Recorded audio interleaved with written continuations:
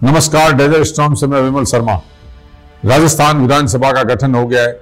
मुखिया के तौर पर भारतीय जनता पार्टी के भजन लाल शर्मा मुख्यमंत्री नियुक्त किए गए हैं, या यूं कहें कि भारतीय जनता पार्टी ने उन्हें मनोनीत करके मुख्यमंत्री बनाया है और अपने विधायक दल का नेता चुना है। उप मुख्यमंत्री प्रेमचंद बैरवा और दिया कुमारी को बनाया गया है। 15 तारीख को हुए शपथ ग्रहण समारोह के बाद में अब यह कयास लगाए जाने लगे हैं, ये चर्चा होने लगी है कि शीघ्र ही मंत्रिमंडल का विस्तार होगा। कैसा मंत्रिमंडल बने, किस तरह के लोग शामिल हो, इन बातों की चर्चा अब प्रदेश भर में होने लगी है।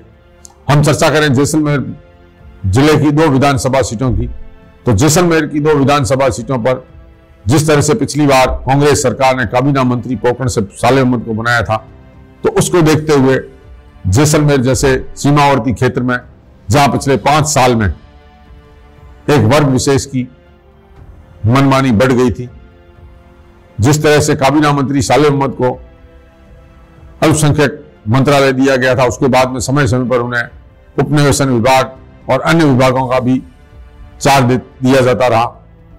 असर यह हुआ कि इस क्षेत्र में जबरदस्त तरीके से भ्रष्टाचार हुआ, भूमि आवंटन के मामले फर्जी हुए, जमीन आवंटन की गई,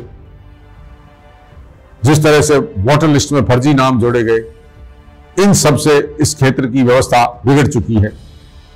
अब जब नई सरकार का गठन हो गया तो जैसलमेर में को एक मंत्री पद मिले, इसकी मांग स्वाभाविक रूप से उठने लगी है और इस सीमावर्ती क्षेत्र के लिए यह जरूरी भी है कि यहां मंत्री पद मिले और वो भी कोई भारी भरकम महकमा मिले।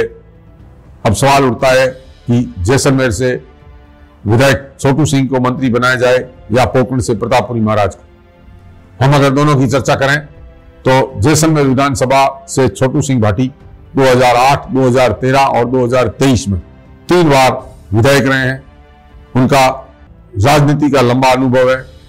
इससे पहले वो सरकारी सेवा में थे तो उनको प्रशासनिक जानकारियां भी है और जनता के बीच रहने का और सरकारी कार्य किस तौर तरीके से किए जाते हैं उसका भी अनुभव है।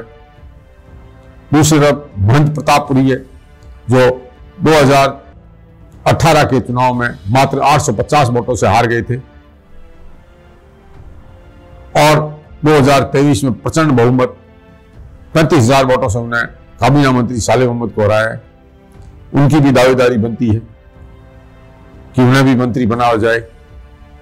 प्रतापपुरी महाराज को भी संत जीवन का अनुभव है।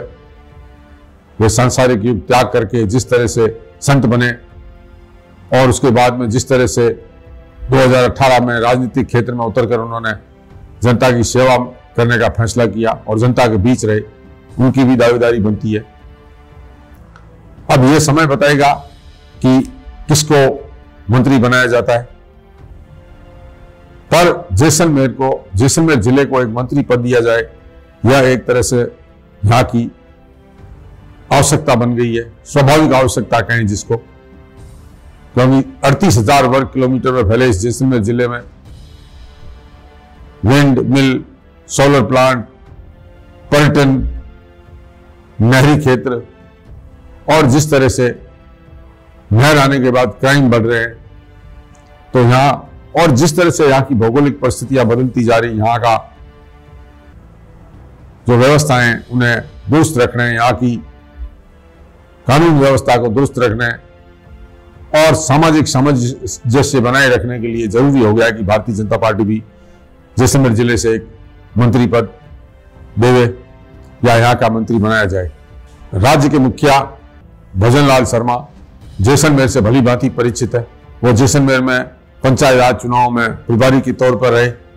इसके अलावा वो अनेकों बार जैसलमेर आए और जैसलमेर की जिस तरह से परिस्थितियों को देखा, जिस तरह से वो यहाँ के नेताओं के नजदीक है, जिस तरह से वे यहाँ की सामाजिक और सांस्कृतिक गतिविधियों को देखते हैं, जिस तरह से यहाँ की भौगोलिक परिस्थितियों को उन्होंने देखा है, उन्होंने सारी चीजें लगभग नजदीकी से देखा है, तो यह तय है कि वे जैसलमेर विधानसभा सीट से किसी को विधायक बनाएंगे। अब किसको विधायक बनाएंगे, किसकी लॉटरी खुलेगी, ये तो आने वाला समय बताएगा। बहरहाल डेजर्ट स्टॉर्म के लिए इतना ही। धन्यवाद। जय हिंद, जय भारत।